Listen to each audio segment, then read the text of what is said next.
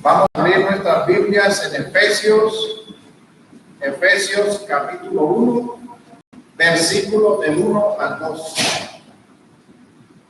Efesios capítulo 1, versículo del 1 al 2. Dice así la palabra del Señor.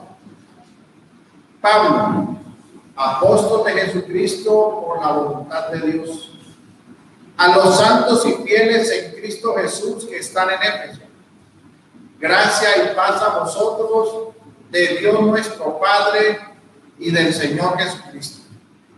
Oremos.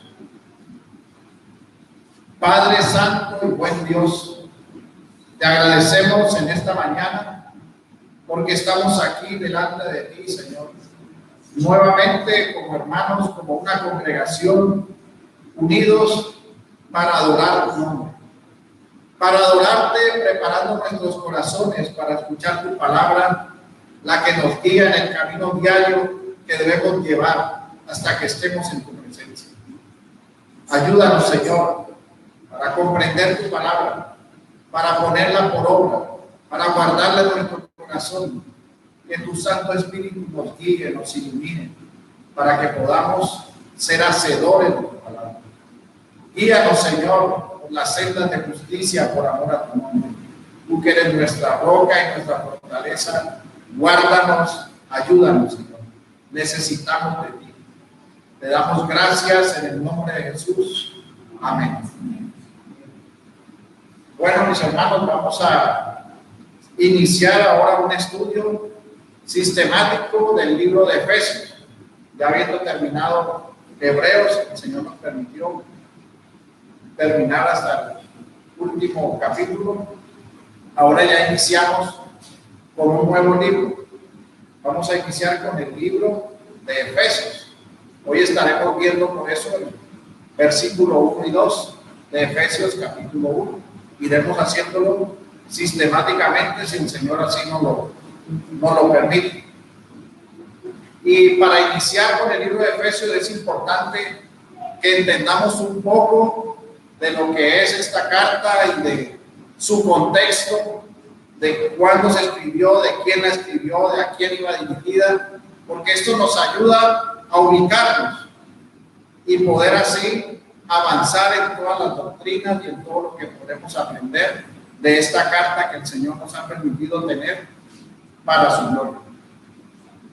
El libro de Efesios, o la carta a los Efesios, fue escrita aproximadamente en el año 62 después de Cristo. Fue escrita por el apóstol Pablo, encontrándose él en prisión. Él estaba en Roma. Y esta ciudad o este lugar, Éfeso, se encuentra en Asia, en lo que hoy es Turquía. Y esta ciudad era conocida por el culto a la diosa Diana. Es más, había un altar o un templo a esa diosa que hizo parte de las maravillas del mundo antiguo. Esta era una ciudad multicultural. Era un puerto y la iglesia estaba compuesta por judíos y griegos principalmente. Y permaneció esta iglesia en los registros históricos hasta el año 92 después de Cristo. Esto lo podemos saber por la misma palabra, por la escritura, porque el apóstol Juan, cuando escribe el Apocalipsis, escribe un mensaje a esta iglesia, a la iglesia de Éfeso. Y eso sucedió en el año 92 después de Cristo. O sea que estamos hablando de que por más de 30 años estaba la iglesia en Éfeso. Sabemos nosotros por la historia que esta ciudad, que fue de gran armonía, que fue de gran esplendor, por decirlo así, pues era la primera y más grande metrópolis de Asia. Un escritor romano la llamó Lumen Asia, o la luz de Asia. Esta ciudad de Éfeso era una ciudad marítima, su capital era Jonia, y se encontraba entre Esmirna y Mileto. Como les dije, fue famosa por su templo. Éfeso fue destruida en el año 356 a.C. por Erostratus, pero fue reconstruida a expensas de los griegos. y nuevamente, más o menos en el siglo III después de Cristo, fue destruida totalmente por los romanos. Al ser tomada y destruida, entendemos que la iglesia de Éfeso como tal de pronto no permaneció en ese lugar, pero eso ya sería una especulación. Lo que sí sabemos es que históricamente, por la palabra del año 62 al 92, aún se mantenía esta congregación, esta iglesia local que el Señor había determinado. La primera visita que hace el apóstol Pablo a Éfeso la encontramos nosotros en el libro de los Hechos, en Hechos capítulo 18.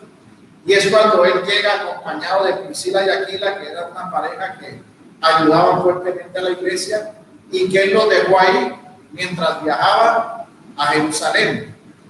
Posteriormente, Pablo regresa nuevamente y encuentra a un grupo, a una iglesia establecida. Ahí encuentra, dice la palabra en Hechos, que ustedes lo pueden leer más adelante, Hechos 18 y Hechos 19, dice que él vino y encontró a 12, un grupo de creyentes que se había establecido. Y ese grupo de creyentes profesaban ser de Cristo, pero habían recibido solo el bautismo de Juan. Es decir, que ellos tenían una comprensión teológica de la condición moral que podía mejorar, pero aún no conocían la gracia de Cristo. Ahí es cuando el apóstol Pablo se reúne con ellos, con estos creyentes, y les habla de la gracia. Les habla de que la religión moral como tal sería una lucha infructuosa que no conduciría a un estado de paz, y les hace ver la importancia de la gracia de Cristo. Ahí ellos reciben el Espíritu Santo, hay una obra del Espíritu Santo, y en Éfeso es donde tomaron bandas del sudor de Pablo para ponerlas sobre los creyentes. Es donde se quemaron los libros de los magos y de los hechiceros. Hubo un gran fuego porque se quemaron todos estos libros. Es decir, que hubo una respuesta a la predicación del Evangelio en este lugar. La gente estaba dejando su pecado, dejando sus artes mágicas, ocultas. Y aquí también es donde está la historia de Demetrios, el herrero de plata, que incitó por su oficio a amenazar a Pablo, porque ya la gente no quería tampoco comprar ídolos. Al estar recibiendo al Señor, ya no querían seguir en esa vida. Y ellos, su comercio era un comercio de puerto, de turismo, y como este templo era una de las maravillas de la historia antigua, era muy visitado, y a las afueras del souvenir eran los ídolos de esta diosa Diana. Y esta gente tenía una empresa sobre eso. Y al ver la predicación del Evangelio y la respuesta del Evangelio, que las personas dejaban la magia, la hechicería, la idolatría, entonces hubo uno de estos que hizo una pequeña revuelta en contra de la predicación, en contra del apóstol Pablo. Se amotinaron, pero sabemos que era por la predicación del Evangelio, porque eso es lo mismo que sucede cuando se predica hoy en día el Evangelio. Hay una respuesta de aquellos que creerán conforme a la voluntad del Señor, pero también hay una respuesta de los que los ofende el Evangelio, de los que se sienten amenazados por la predicación del Evangelio. Y la última visita registrada de Pablo con ellos está en Hechos 20, que es cuando ya Pablo va a partir. Pablo duró alrededor de 2 a 3 años en la iglesia de Éfeso, predicando, enseñándoles, instruyéndolos en la doctrina. Y ahí es donde Pablo al final les suplica que cuiden del rebaño. Es cuando él dice que está libre de la sangre por toda la predicación, porque ha predicado todo el consejo de Dios. Como les digo, esto está en el libro de los Hechos. El tema principal de la carta de los Efesios es el despliegue de la gracia de Dios, iniciando su acción soberana en el hombre, en la unión con Cristo, seguido por esta gracia en el hogar, en la iglesia. Y para para resumir un poco lo que es el tema principal del libro, voy a citar lo que Spurgeon dijo sobre esta epístola. Él dijo de la siguiente manera: la epístola a los Efesios es un cuerpo de divinidad completo. En el primer capítulo tienen las doctrinas del Evangelio. En el siguiente tienen la experiencia de los cristianos. Y antes de que termine la epístola tienen los preceptos de la fe cristiana. Quien quiera ver el cristianismo en un tratado, que lea, marque, aprenda y digiera interiormente la epístola a los Efesios. Bajo este entendimiento vamos a iniciar este estudio. Que el Señor nos permita que podamos ver y entender todas estas doctrinas, todos estos preceptos que nos ayudarán para crecer en nuestra vida cristiana, en nuestro carácter, en nuestro amor hacia el Señor y en nuestra comunión como iglesia. Y bajo este entendimiento también en este día iniciamos con este sermón que he titulado Gracia y Paz. Y lo he dividido en 3 puntos. El primer punto es el llamado de Dios. El segundo punto es el resultado del llamado de Dios. Y el tercero es el efecto del llamado de Dios.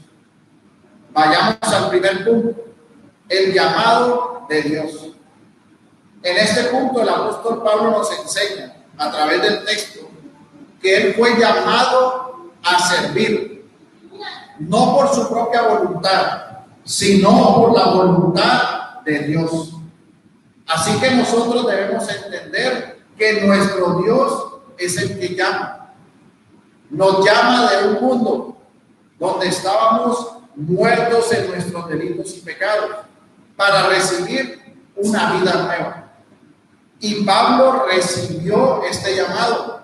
La palabra nos narra el encuentro que tuvo Pablo en el camino a Damasco, cuando cae de su caballo y ve al Señor, y él recibe un nuevo nacimiento, no por sus obras de justicia, porque él era un fariseo que hacía toda clase de buenas obras. Era un hombre moralmente correcto, al punto que él pensaba que era bueno perseguir la iglesia, que era bueno matar a los cristianos, porque para él blasfemaban al Dios único y verdadero. Hasta que tiene su encuentro con el Señor, es llamado por el Señor, nace a una vida nueva, y además de ser llamado a esa vida nueva y poder ver el reino de Dios, recibe el llamado por la voluntad de Dios de ser un apóstol de Cristo. Un apóstol porque él trabajaría para colocar el fundamento de la iglesia, el fundamento de lo que nosotros recibimos hoy inspiradamente, que es la palabra del Señor, del fundamento de cómo es la iglesia del Señor, que podemos aprenderlo por la palabra del Señor. Así que inicialmente en este llamado hay una respuesta por la acción soberana de Dios. Dice la palabra en Juan capítulo 3, versículo 5. Respondió Jesús: de cierto te digo, que el que no naciere de agua y del Espíritu no puede entrar en el reino de Dios. Así como le sucedió a Pablo, así nos sucede a cada uno de nosotros los creyentes, porque es la voluntad de Dios. Y el llamado apostólico de Pablo que él menciona en el versículo 1 es un llamado apostólico que expresa claramente la soberana voluntad de Dios. Y esta soberana voluntad de nuestro Dios es consecuente con su inmutabilidad, pues en nuestro Dios no hay mutabilidad, no en su esencia, porque siendo el primero, siendo el todo de todas las cosas, no puede ser suplantado por nada anterior a él, porque no hay nada antes que él y no hay nada después de él. Siendo todopoderoso, no puede ser herido, siendo simplísimo, no puede ser contaminado, siendo inmenso, no puede ser aumentado, no puede ser disminuido, siendo eterno, no puede fallar. No hay mutabilidad en nuestro Dios. Él es inmutable y así es su conocimiento, todo perfecto. Por lo tanto, no hay mutabilidad en su voluntad. Cuando Él expresa su voluntad, se manifiesta su voluntad en toda sabiduría, no es algo imprevisto, no es algo que sucedió por casualidad, es porque así lo ha determinado en su consejo, en su decreto. Y Él determinó por esta voluntad santísima que Pablo sería un apóstol. Y así claramente el apóstol lo reconoce y dice que por voluntad de Dios, dice claramente el versículo 1, Pablo, apóstol de Jesucristo, por la voluntad de Dios, por esa voluntad inmutable. Pues esa inmutabilidad es el fundamento de nuestra fe y de nuestra esperanza. Y es segurísima. Es una voluntad que no cambia. Y es la que llevó al apóstol a que escribiera esa enseñanza inspirada que nosotros recibimos, que viene de nuestro Dios por medio de su Santo Espíritu, que aprendemos gracias a la voluntad de nuestro Dios, porque Él quiere que eso sea lo que aprendamos. Y por eso se mostró en su voluntad un llamado al apóstol Pablo. Y por medio de esa inspiración nos deja ahora su voluntad preceptiva. Porque al nombrar al apóstol Pablo muestra esa voluntad soberana, inmutable, que no cambia. Pero cuando queda escrita la carta, cuando es escrita por la inspiración del Espíritu Santo, se nos manifiesta la voluntad preceptiva de nuestro Dios. La voluntad escrita que nos muestra lo que Él quiere que hagamos, lo que Él quiere que seamos. Y eso es lo que con la ayuda del Señor podremos nosotros estudiar. Y esto nos deja ver también que nosotros nos acercamos a Dios es por su voluntad. Y porque Él nos llamó primero, por medio del Evangelio, por medio de la obra regeneradora del Espíritu Santo. El llamado fue hecho por la voluntad de nuestro Dios. Y al recibir este llamado de una forma eficaz, por esa acción soberana del Espíritu Santo, nosotros nacemos a vida nueva. Somos llamados para servir, para ser hijos de Dios, pero no unos hijos inmóviles, no unos hijos que se jactan y se quedan sentados engordándose. No, es para ser unos hijos que sirven, que se humillan, que sirven para la gloria de Dios. Y el apóstol Pablo nos deja ver eso en su manifestación, porque él dice que fue llamado apóstol por la voluntad de Dios. Es decir, que recibió el llamado de la vida eterna, al cual no le podía aportar nada y al cual nosotros no le podemos aportar nada, porque viene de Dios. Pero al mismo tiempo, por la voluntad de Dios, recibió el llamado a servir como un apóstol.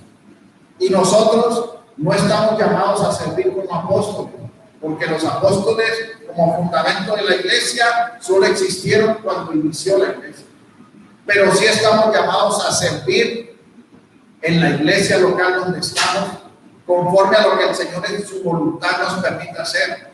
Seremos maestros, seremos servidores los unos de los otros, apoyaremos la iglesia, oraremos los unos por los otros. Todos tenemos algo que el Señor en su voluntad nos ha dado para que hagamos para el servicio de la iglesia. Dice 1 Corintios 1:9, fiel es Dios, por el cual fuisteis llamados a la comunión con su Hijo Jesucristo, nuestro Señor.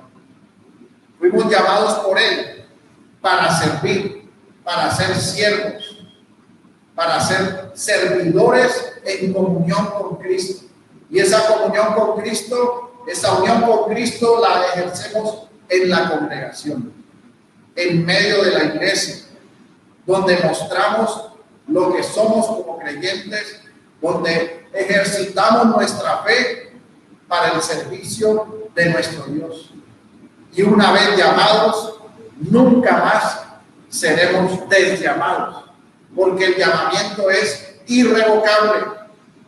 El llamado que se recibe por voluntad de Dios nunca deja que volvamos atrás. Siempre avanzaremos hasta la plenitud del cumplimiento de todas las cosas en Cristo. Leemos en Romanos 11:29, porque irrevocables son los dones y el llamamiento de Dios. Este texto nos deja ver que Dios es el que llama, pero al mismo tiempo que llama, por su voluntad nos ha entregado dones para el servicio de la iglesia. El apóstol Pablo, con humildad, dice que ha sido llamado a ser apóstol por nuestro Señor Jesucristo. Y debemos pues nosotros preguntarnos a qué hemos sido llamados. Ya sabemos que hemos sido llamados a vida eterna y nos gozamos en ese llamado que nuestro Dios nos ha hecho, porque si Él no lo hubiera hecho, no hubiéramos podido ver el reino de Dios, no hubiéramos podido entender lo que son delante de Dios. Pero sí preguntémonos cuál es la voluntad de Dios para nosotros. Para el apóstol Pablo, la voluntad del Señor Jesucristo es que lo llamó a ser apóstol. Pero todos nosotros, nuestro Señor en su voluntad nos ha llamado a servir. Preguntémonos en qué hemos sido llamados a servir y sirvamos, mis hermanos. Como iglesia, sirvámonos los unos a los otros. Damos gracias al Señor porque el texto y de la carta de Efesios nos deja ver el fundamento apostólico del servicio de un hombre para la gloria de Dios, que obedeció el mandato, que cumplió esa voluntad de Dios y que escribe una carta que tenemos nosotros por delante como un ejemplo para nuestra iglesia y para el ejercicio de nuestra fe como creyentes. Y nosotros, mis hermanos, tenemos vida eterna y un llamado de nuestro Dios a servir. Esto nos lleva al segundo punto, el resultado del llamado de Dios. Dice el versículo 1, Pablo, apóstol de Jesucristo, por la voluntad de Dios, a los santos y fieles en Cristo Jesús que están en Éfeso. Esta es una declaración maravillosa, porque está llamando santos y fieles a un grupo de pecadores, a un grupo de imperfectos, a un grupo de débiles, de personas que estaban ofendiendo a Dios. Así que si Él los llama santos y fieles, no es por nada que hubiera en ellos, sino que una vez llamados a la vida eterna, una vez habiendo nacido de nuevo para la gloria de Dios, en unión con Cristo, nosotros somos santos y somos fieles. Y eso es lo que el apóstol está declarando, y por eso los llama a los santos y fieles que están en Éfeso, no refiriéndose a todos los ciudadanos que estaban en Éfeso, porque no está hablando de un aspecto universal, está hablando de la iglesia. Y aquí, mis hermanos, estamos los santos y fieles de la Iglesia Bautista Reformada Soberana Providencia, para la gloria de nuestro Dios. Y debemos saber nosotros que hemos sido declarados santos en unión con Cristo. Y esta palabra santo significa apartados para Dios, apartados para el uso común para Dios, para su uso exclusivo. Y esa santidad, mis hermanos, eso, el hecho de ser santos y ser fieles, específicamente la palabra santos, se da en dos formas. Se da una santidad definitiva y una santidad progresiva. La santidad definitiva es un cambio total en nuestra condición moral delante de Dios. ¿Por qué razón? Porque siendo llamados a vida nueva, tenemos un nuevo corazón. Y ahora tenemos un corazón de carne, ha sido quitado el corazón de piedra, y por esa razón ha cambiado nuestra condición moral delante de Dios, esa condición de impiedad, de enemistad, de estar lejos de nuestro Dios, ha sido cambiada por ser santos. Nuestra situación espiritual cambió en nuestra unión con Cristo y ahora somos santos. Dice en Primera de Pedro, capítulo 2, versículo 9: mas vosotros sois linaje escogido, real sacerdocio, nación santa, pueblo adquirido por Dios, para que anunciéis las virtudes de aquel que os llamó de las tinieblas a su luz admirable. Somos nación santa y pueblo adquirido por Dios, no para recibir una herencia en esta tierra de poder y de tener todas las cosas, sino para anunciar el evangelio, para anunciar las virtudes del que nos llamó de las tinieblas a la luz. Así que somos santos y somos fieles para anunciar el evangelio, para mostrar que somos de Cristo.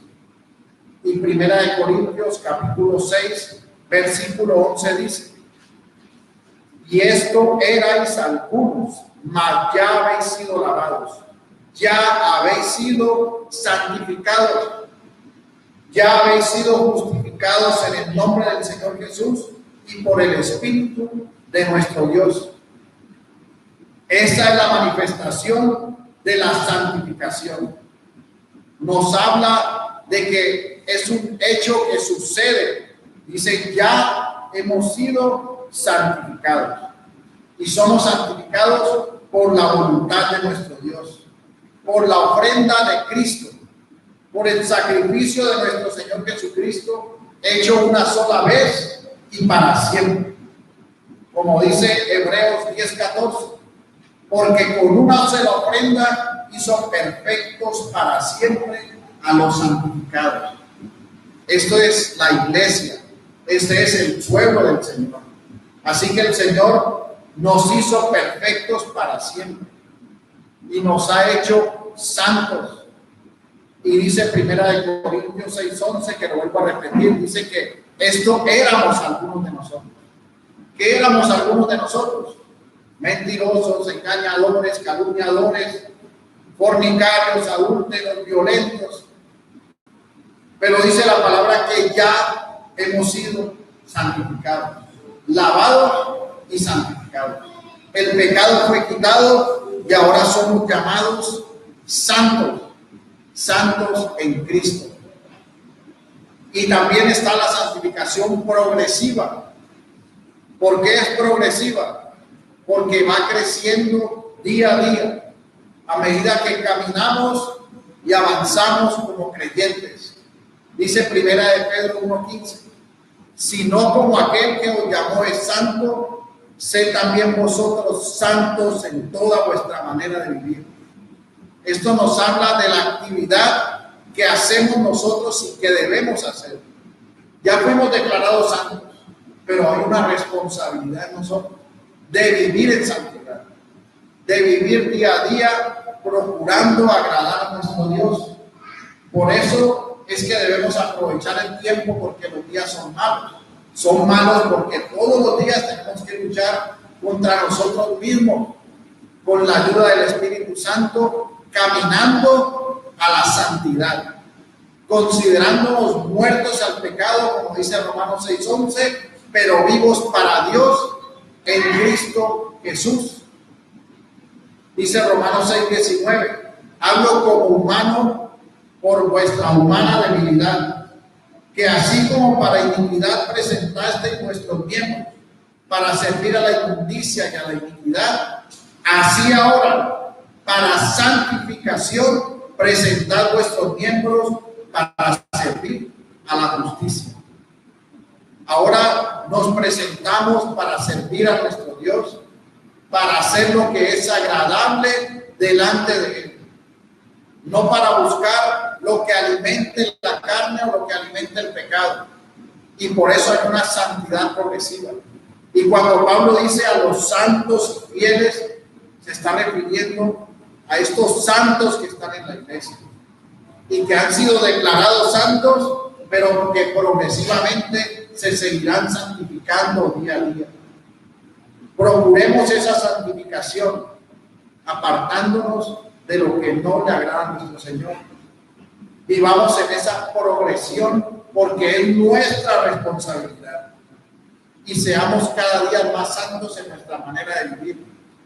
Lejanos al mundo, fieles a nuestro Dios, porque así hemos sido declarados en Cristo. Esto nos lleva al tercer punto, el efecto del llamado de Dios. Dice el apóstol Pablo en el versículo 2, dice: gracia y paz a vosotros, de nuestro Padre y del Señor Jesucristo. Hay un efecto de nuestra nueva vida en Cristo, y es que hemos sido receptores de la gracia de nuestro Dios. Hemos sido receptores de un favor inmerecido, pues estando en pecado recibimos la salvación y por ella recibimos la reconciliación con nuestro Dios, pues éramos sus enemigos viviendo a sus espaldas, y es por eso que encontramos la paz. Así que nosotros vemos la gracia y la paz, y el apóstol Pablo la usa como un saludo. Es un saludo típico de él, pero él conocía esencialmente la gracia y después era la paz. Dios nos da vida a nosotros como creyentes y nos permite recibir la gracia, y esa gracia la recibimos antes de caminar en paz con él. Primero se nos ha dado ese favor inmerecido de la vida eterna, y gracias a esa gracia nosotros estamos en paz con nuestro Dios. Y esta gracia debemos comprender que es un amor y un favor libre y merecido de nuestro Dios. Y esta gracia procede del Espíritu Santo, y al mismo tiempo procede la paz y todas las bendiciones espirituales que veremos en Cristo Jesús. No hay paz si no hay gracia. No hay paz si no hay gracia. Y esto es de nuestro Dios y Padre y del Señor Jesucristo. Estas bendiciones particulares proceden solo de nuestro Dios, no como un creador, sino como un Padre. En una relación especial vienen de nuestro Señor Jesucristo, quien la compró con un precio de sangre, y hemos recibido esa gracia y esa paz. Y esto debe aumentar nuestro deseo de estar en comunión con nuestro Dios, de buscar cada día esa gracia del Espíritu, esa paz que tenemos. Debe mejorar y debe crecer. Debemos orar cada día en lo que depende de nosotros.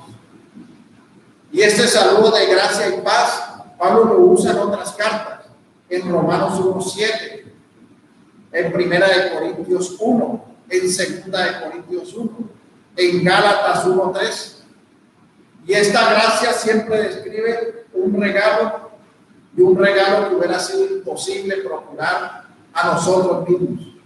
No hubiéramos podido de ninguna manera ganar esta gracia. Siempre que mencionamos la palabra gracia, debemos pensar en la absoluta amabilidad cristiana y la absoluta generosidad inmerecida de nuestro Dios.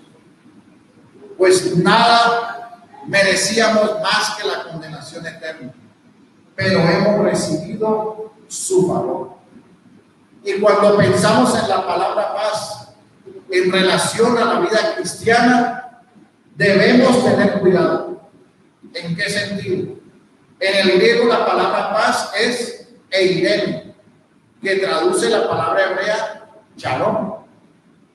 Y en la Biblia paz no es nunca una palabra puramente negativa. ¿Qué quiere decir esto? Que nunca describe la ausencia de guerra o la ausencia de problemas. La palabra paz, eirene o shalom, quiere decir que todo lo que contribuye al bien supremo de una persona. Es decir, que nosotros podemos tener mucha abundancia, mucha riqueza, pero no tener paz. Pero también podemos tener cárcel, necesidad, persecución, y aún así estar en perfecta paz. Porque esta paz no es como el mundo la dio, sino como la da Cristo. Una paz que sobrepasa todo entendimiento. La fuente de nuestra paz no son las circunstancias del mundo. La fuente de nuestra paz es nuestro Señor Jesucristo. Es hacer la voluntad de nuestro Dios. Cuando estamos haciendo lo que debemos hacer, cuando estamos obedeciendo sus mandatos. Pues siempre que hacemos algo que no debemos hacer, hay intranquilidad en el corazón. Esa es la razón por la cual en el mundo no hay paz, porque siempre el mundo está haciendo lo que no debe hacer. Pero el creyente ha encontrado la paz en la reconciliación con Dios por la gracia soberana y vive en una lucha constante en la obediencia a los mandatos y preceptos del Señor. Nuestra paz depende de nuestro Señor. Por esa razón, el apóstol hace este saludo. Dice, gracia y paz. Y nosotros como creyentes debemos vivir encomendados a la gracia y a la paz que hemos recibido para la gloria de nuestro Señor. Que nuestro Señor nos ayude, mis hermanos. Oremos. Señor y Dios, Padre nuestro, que estás en el cielo. Tú que habitas en la inmensidad, en la eternidad, tú eres el Todopoderoso. Te damos gracias porque hemos sido llamados por tu voluntad. Así como llamaste al apóstol Pablo por tu santa voluntad para ser apóstol, para ser un creyente, un hijo tuyo. Así nos has llamado, Señor, y nos has hecho santos y fieles. Hemos recibido tu gracia que no merecíamos. Hemos recibido la reconciliación, la paz en ti, Señor. Gracias porque no pudiéramos nosotros habernos acercado a ti, pero ahora somos tus hijos santos y fieles. Ayúdanos, Señor, a vivir en la medida tuya, en santidad, creciendo cada día para agradarte en la gracia y la paz a la cual nos has llamado. Bendito Salvador, ayúdanos en este día, en esta semana que iniciamos, que seas tú guardándonos y ayudándonos para que podamos obedecer tu palabra y ser agradecidos por todo lo que nos has dado, Señor. Guarda nuestros pies de tropezar, líbranos del mal y de la tentación. Ayúdanos para procurar siempre vivir conforme a ti, Señor. Te pedimos también por nuestros hermanos que están afectados de salud.